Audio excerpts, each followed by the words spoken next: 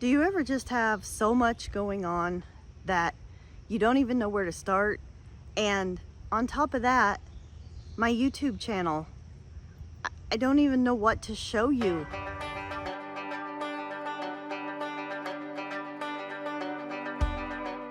My name's Stacy and welcome to my channel, The Empty Neststeaders.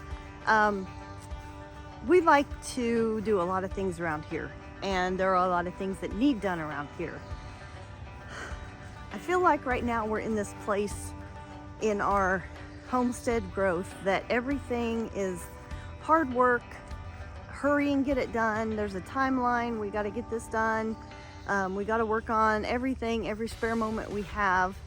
And right now, at this time in our journey, is not a nice, peaceful, relaxing, sit out in the backyard and enjoy everything time. It is, it's stressful to me.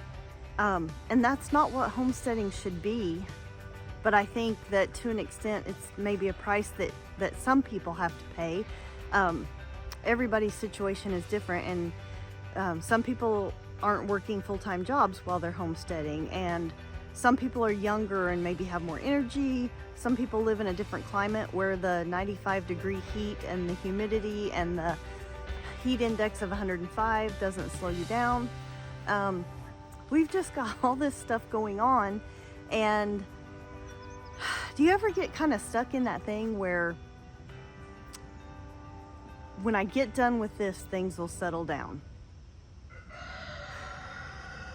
That's where we're at, and it just seems like after we get done with that, whatever that is, then something else is here. We've got kind of a vague plan for our homestead for future, and we're just kind of floating around right now, letting things happen as they happen. And the things that are happening are great. We've got some exciting things coming up. But right now we're just in a time of a lot of hard work to get there. And the two main things that we're working hard on right now are the raised bed garden that we started, that we're trying to get done so that I can get things planted for fall. And then the next thing, right on its heels, is going to be getting a goat pen set up, because we are getting 3 goats in October. I feel like taking care of the goats and the chickens and the gardens is not going to be near as hard as getting ready for all of it. So let me just give you a little update on what we've got going on here on the homestead today. All of our chickens are doing great. The whole chicken thing, I really couldn't ask for anything better right now. I have the 1 rooster, I have 11 hens, and then there's 4 babies. They're not out here right now. We'll take a look at them in a minute. But they have done so well. I've let Mama raise them on her own. I have not had to stress about them or anything. They've been in the pen with the big chickens the whole time, and everything has gone wonderful with that. So basically I have 4 free chickens. I believe 1 is a rooster. I got 3 hens out of it, so that'll be good. That'll be more eggs. I remember though, last year when we were setting up for the chickens, we had to set this whole thing up. We bought this as a kit online and had to put it together. You know, you have to have a completely level area. It was pretty simple, but it was still work. It was work getting all of the wire across everything and getting everything to fit right and all that. Also, this shed here is kind of old and kind of not in the best of shape, and when we got the chickens, we had to do some work inside as well. So this is the inside of the coop, or of the shed, the one side of it. This wall here, the there's another side to this shed, which I'll show you in a minute, and I'll tell you the importance of it. But we built this area here. It has a ceiling, so there's some storage up there. We built the wall, the door, we built the nest boxes, we built the roosting bars. We did everything to keep this, to have a good place for the chickens. It is animal tight. There's their chicken door that we installed. It closes at dark and they know to come in here and be safe. So we did all of this when we were getting ready for the chickens. And that seemed like a lot of work. It was a lot of work. I mean, you can look at something that's been done and you can say, oh, well, you just did this, this, and that. But you know, when you start doing stuff, there's all these little details and things that need fixed or changed or whatever. And everything is always more complicated than what you think it's going to be. But we got this done. We got it ready in time. The chickens are happy. They're healthy. They're safe.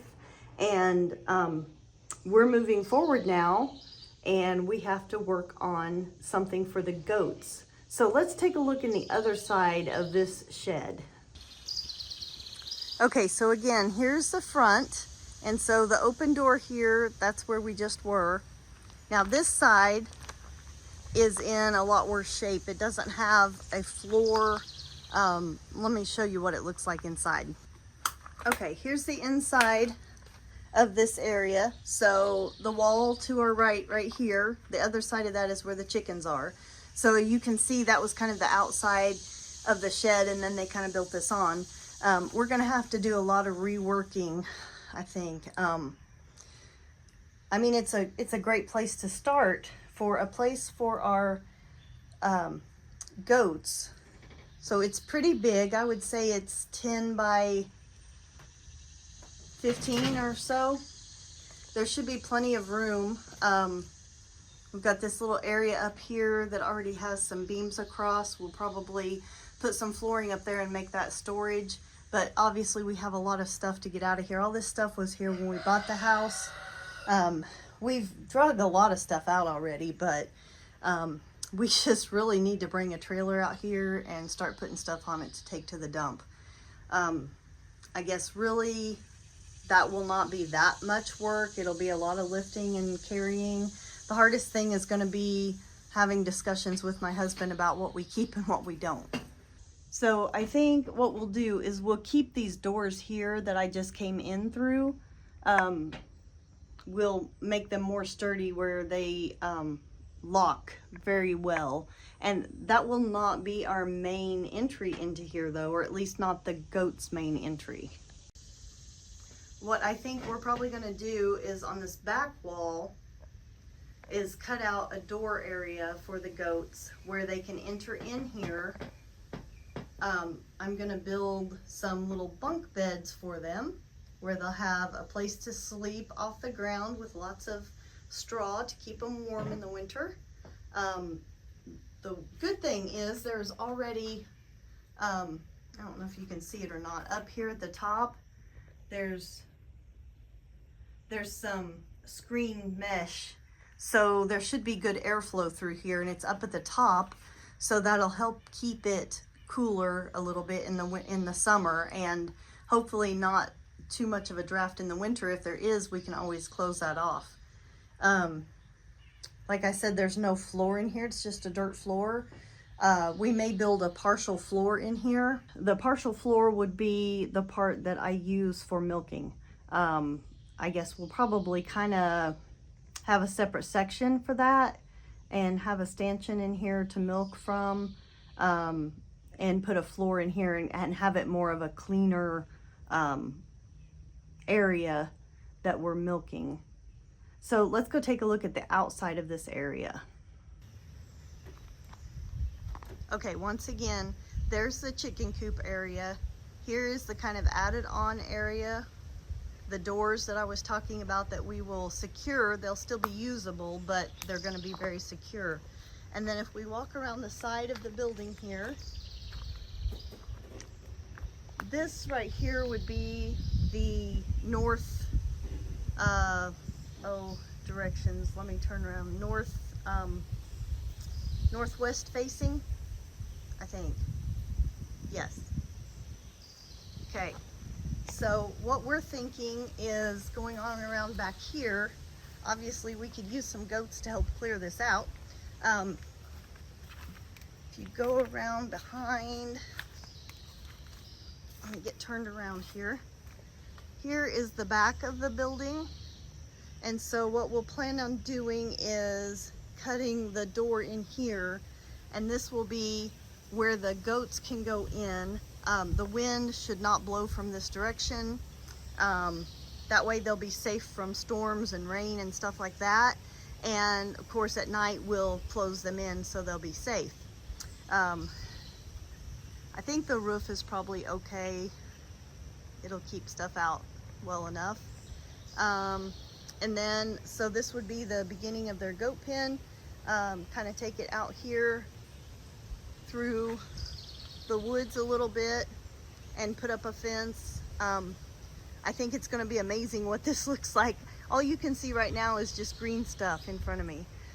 Put goats out here for a couple weeks and you're not going to recognize the place. So that is the plan. The goat pen will probably go on around kind of the side of the building and over, kind of where we can see a lot of it too from the house, just to keep an eye on things. If you keep going, like I said, we're at the back of this building. So if you keep going here, here's the outside of the coop. That's the window you saw from the inside. The chickens are in there, and the back side of their run. So let me get out of these weeds here. All right. So turning back around, there's the chicken coop. There's the chicken part of the shed, and then on the other side, the building goes on and you can see the area where the goats will stay. And to put things into perspective, if I pan on back, this is going back further away from the house. Then right there are the bees. So this is what we call the bee yard. This is where I got stung mowing this weekend, really bad, like 5 times on the scalp. But there's just a lot of stuff here. It's gonna look so much nicer when the goats get this cleared out. I don't know, we may even put the goat pen right next to the bees coming up back behind them to help keep the weeds down behind the bees too. Just thoughts, thinking out loud, sharing with you. I love this yard back here. It opens up into the woods back here. And we have trails. I'm gonna put a map up here to show you what Dave has done with the trails that we have. So you can see that you can walk all through our woods, and every trail that's marked on here is mowed. So you can go through the woods without having to get scraped up and everything. I wanted to show you this. The story behind this, Dave was out here one day we're trying to clear this area a little bit, get rid of a few of the trees right in this area. And he was cutting down the tree. You can see right here where he cut the tree. And there was a mama chipmunk and some babies, and he didn't know it, and it scared the mama. The mama went running and the babies were still there. So he went and he cut part of the next part of the tree, put it on there, gave them a roof and secured it in place. And you know, there's room for the mama chipmunk to get back in. This was many months ago. We don't really know if mama came back and they lived happily ever after, but I just thought that was very noble of him to build a little chipmunk house. And who knows, maybe next year they'll use it too, and I think it's a neat addition to the yard. Chipmunks have a lot of enemies in our yard. Right, Henry, Harvey? Our animals really enjoy living out here. The dogs have a halo collar. You can see his gray collar. See, I have a feeling something's in there. Why don't you leave him alone, okay? Leave him alone. Let him live. Quit eating a tree. So anyway, he has a halo collar. Sadie has a halo collar. That's like a wireless fence. Stop eating the tree. Yeah, there's something living in there, I bet. So anyway, they have a wireless fence. It's a GPS fence. It's not even a fence. We set GPS to where they are allowed to go. They can't go past that, or first they get beeped, then they get vibrated, and then they get shocked if they keep going. And it's not 100%. They leave every now and then and go gallivanting around.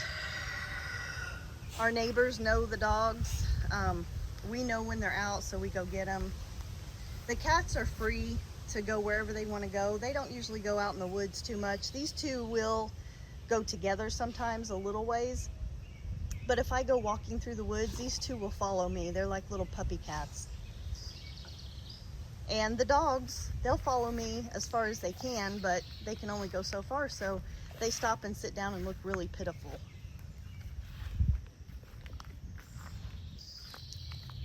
If you look right here, you can see that something has built a nest here. So I don't know if that's chipmunk area or if that's a bird has moved in or what. Unfortunately, Willie smells it, so we'll get his mind off of that and hopefully he'll leave them alone.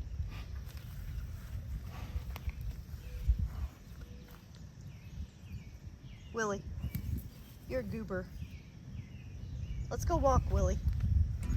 So a lot of rambling, and rambling is about where I feel like my life is right now. You know, this is a new YouTube channel, and I've put out, I don't know, 20 or 30 videos. Sometimes I feel like I'm learning and I'm getting better, and then sometimes, like today, I feel like I don't even know what I'm doing. I had one video that took off for a very small channel. I think it has over 8,000 views right now. And that was the one where I talked about going from homeless to homestead. And it's funny because when I made that video, that wasn't even the purpose that I was making the video. It started out as a homestead tour where I kind of went over the basics of what we have here, and then it was just on my heart to share how we got here. It seemed just to fit, showing you where we are, but also sharing how we got here. The response to that video was just overwhelming, and I had so many people comment and say that I encouraged them, and that that what I said was just really what they needed to hear, and just how God is working in their lives too, and how it just gave them hope. And I never thought that by starting with just a homestead tour that I would end up sharing something that actually impacted people. And it really got me thinking about where this channel needs to go. And I'm just gonna drop it right here. Yeah, I would rather be a full-time YouTuber than go to work. I don't dislike my job. I like my job a lot, and it pays well. But would I rather be at home? Yeah.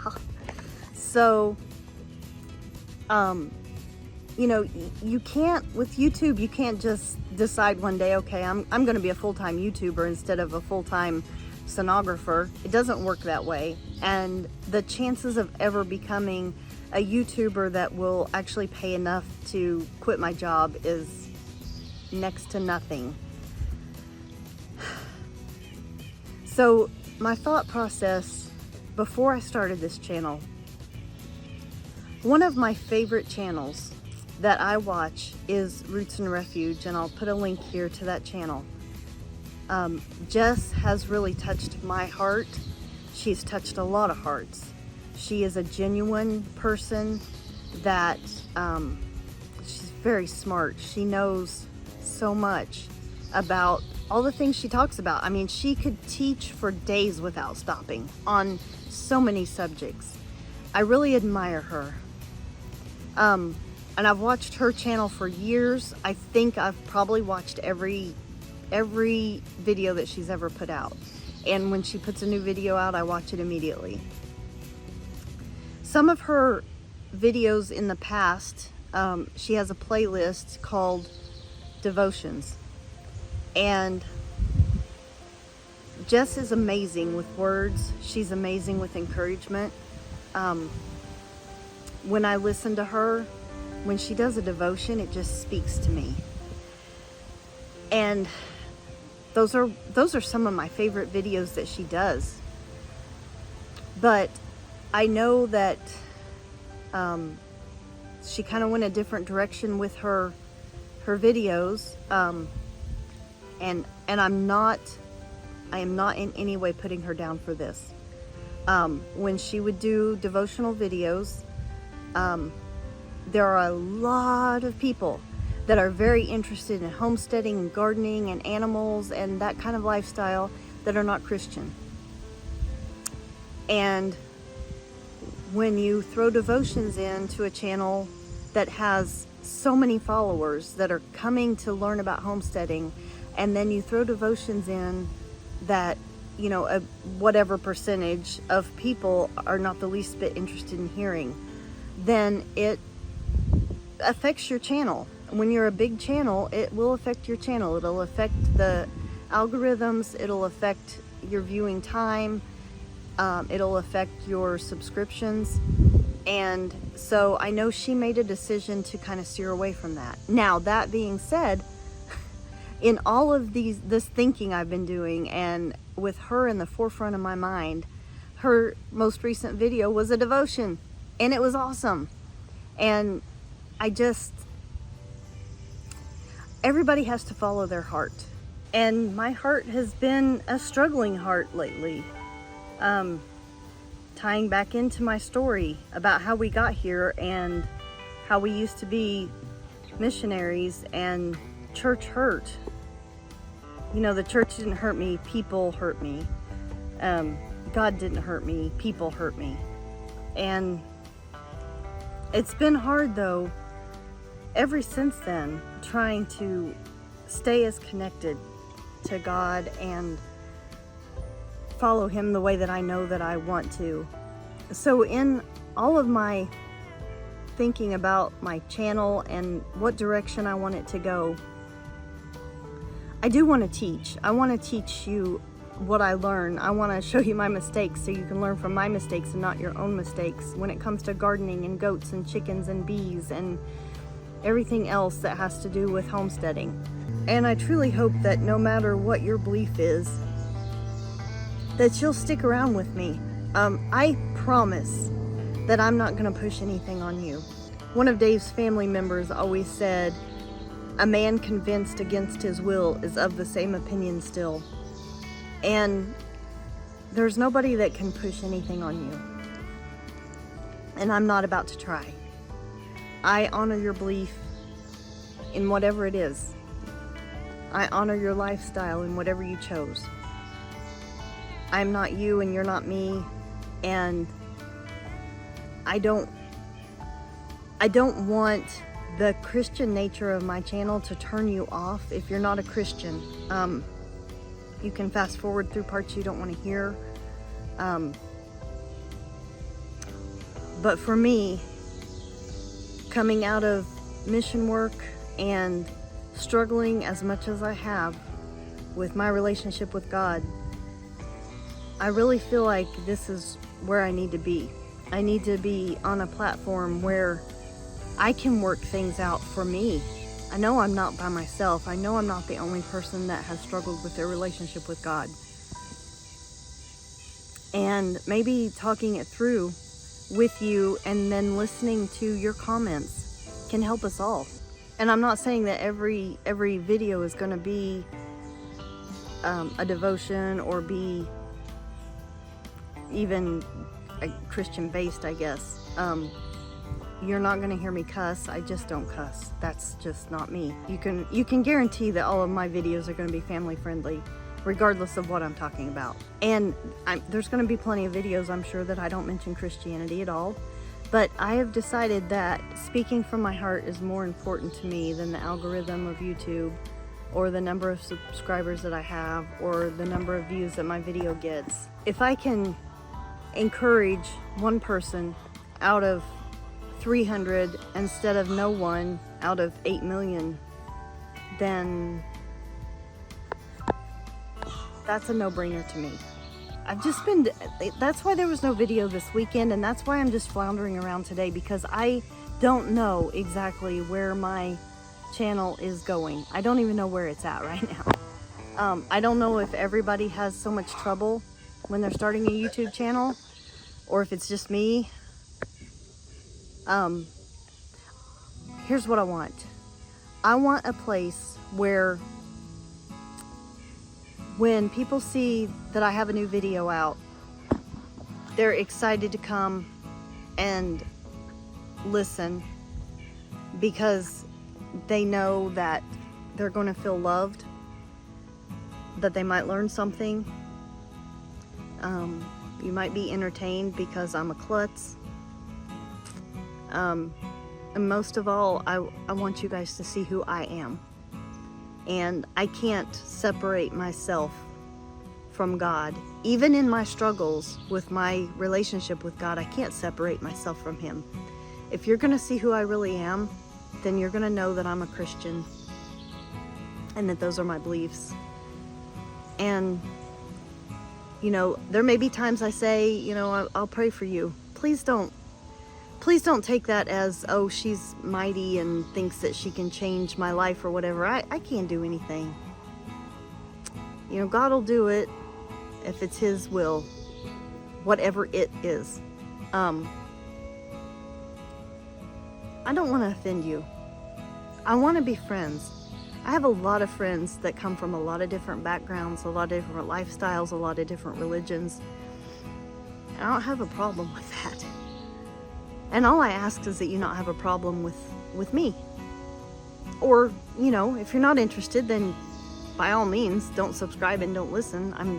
It's up to you. But if you're interested in middle-aged people who still are working full-time and have some acreage and have a lot of things they want to do that they don't hardly have time to do and are learning as they go, then I'm your person. And I'd like to spend that time with you. I'd like for you to get excited when you see my video come up each week, even if I don't know what I'm doing, even if I'm rambling. I look forward to spending that time with you, and I hope that that's what my channel can be. So, you're going to get a lot of information about how we're fixing things for the goats. You're going to see the goats when they get here. You're going to see lots more chickens. You're going to see a lot of information about the garden that we're trying to put together, and just altogether daily life living on a homestead. And if that's what you're interested in, then I really appreciate you watching. I appreciate your interest. I would love for you to subscribe so that you know when my videos come out. At this point, I feel like it's kind of potluck. You don't know what you're going to get. I'm working on my niche, and I'm just happy to have you along. Thanks for being my friend. Thanks for allowing me to be your friend. And you guys have a great week. And I'll see you next time on the Empty Neststeaders. Bye-bye.